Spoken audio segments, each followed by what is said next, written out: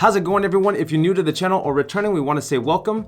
And today we're going to be talking about how buying a home is the most important investment you can make in your life. And you want to ensure you avoid making these 5 mistakes when purchasing a home. And bonus, you're going to want to stick around to the end to find out what the most important mistake to avoid is. Yeah, it's going to be a good one. Let's check it out.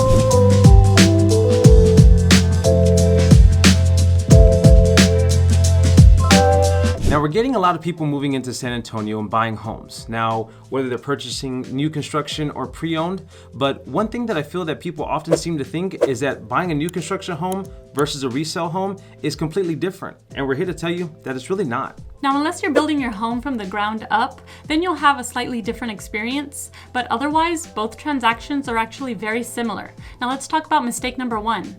Which is not knowing your budget. Now, this may be obvious to some, but oftentimes this can get overlooked.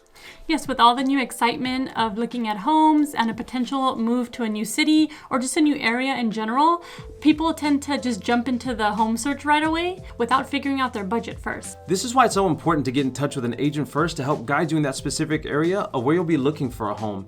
And most importantly, to help you navigate or refer you on how you can get pre-approved or pre-qualified before your home search. Yes, and you're going to want to make sure that you're taking factors into consideration, like your monthly mortgage, insurance, property taxes. All of those things combined are going to make up that total monthly price that you're going to be paying. Now, Alyssa and I work with our lender partner, Scott, who he and his team are amazing at what they do and have helped our clients on several of occasions. So if you guys are looking for a lender, we'd be more than happy to get you guys connected. But most importantly, you want to talk to a lender and shop around and make sure you feel comfortable with that lender and having these conversations. Yes, definitely. So no matter who you go with, whether it be a lender or a broker, you want to make sure, like Frank said, you feel comfortable with them and that great communication is there. Now moving on to mistake number 2 that you're going to want to avoid, which is not doing enough research. Now, this is especially important if you're moving to a brand new city that you're not familiar with. You definitely want to think about taking maybe like a small vacation there, just to take a few days to see firsthand what it's like. You want to check out things like the area, the weather, the traffic. So if you're thinking of relocating to San Antonio, is it San Antonio that you really like, or is it just access to the bigger city amenities? Now, we have places like Alamo Heights, Terrell Hills, and Monte Vista, and even Southtown. Now, those are just a few neighborhoods that you could be interested in versus moving directly into the heart of San Antonio, right? So this is why we enjoy making content for you guys like this, highlighting different neighborhoods. So that way, if you don't live in San Antonio or can't visit, you at least get an accurate representation of what San Antonio is all about. Now, one video that might be of interest to you is going to be our pros and cons video, where we talk about the good and bad of San Antonio and really get an understanding of what San Antonio has to offer. And if you're a local resident, you already live here in San Antonio, you're just moving homes or moving to a different side of town, you still want to make sure that you're doing that research, especially if you're not familiar with that new area you're going to be moving to. So you want to make sure that you're visiting the area. Take a visit during the morning time, afternoon, evening. See what the traffic is like during different times of the day. See how long it's going to take you to get to work, school, the grocery store, or whatever places that you frequently visit. See how long that daily commute is going to be for you. Now, mistake number 3 is not knowing your timeline. Now, what I mean by this is not having a plan in place or knowing when you want or need to be in your home. Yes, and everybody's timeline for purchasing a home is going to look different, but just to give you a general timeline of the home buying process, the first step is going to be getting pre-approved, right? And that's going to take maybe about 1 to 2 weeks, we'll say. Now, once you get pre-approved, then you can start your home search, and that is definitely going to vary, person to person. Somebody may find their dream home in a week to 2 weeks, and for others, it may take a month to a few months, right? But just for purposes of this video, we'll say it can take anywhere from 1 to 2 months.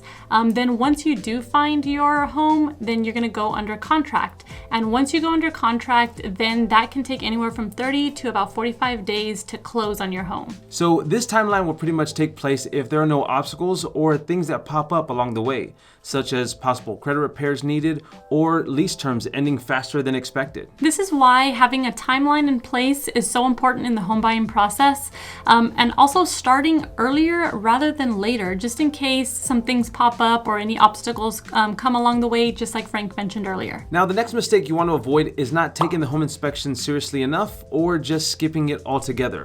Now, an inspection can uncover costly and potentially dangerous issues that may not be apparent during a showing.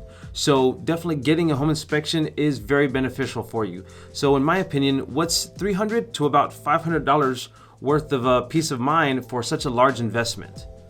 Yeah, no, definitely. And whether it's new construction or resale, please don't let anyone ever talk you into not getting a home inspection done. I feel like with new construction, inspections often tend to get overlooked because it is a new construction home. A lot of people think that they're brand new, they're going to be perfect, there's nothing wrong with them.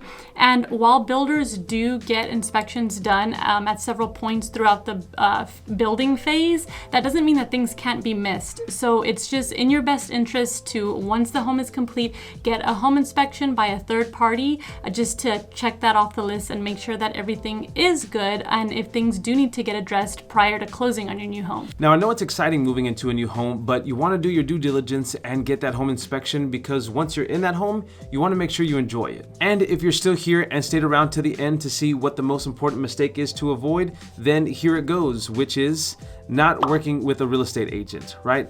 Is yet another mistake you want to avoid when purchasing a home.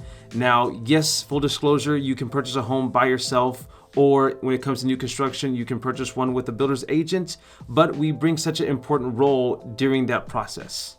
Yes, you definitely want proper representation on your side, like Frank said, whether it's new construction or resale, right? You want your agent to understand the market. That way they can give you a proper market analysis and ensure that your home is priced correctly. Again, whether it's new construction or resale. And you also want an agent who's comfortable with negotiations, because that's such a crucial part of any transaction. Not working with an agent who is knowledgeable and has the skill set to get the best possible deal for you as a client could potentially end up costing you money. So just as you do your research on whatever new city or area you're going to be moving into, you want to make sure that you're doing your research and hiring the right agent to represent you.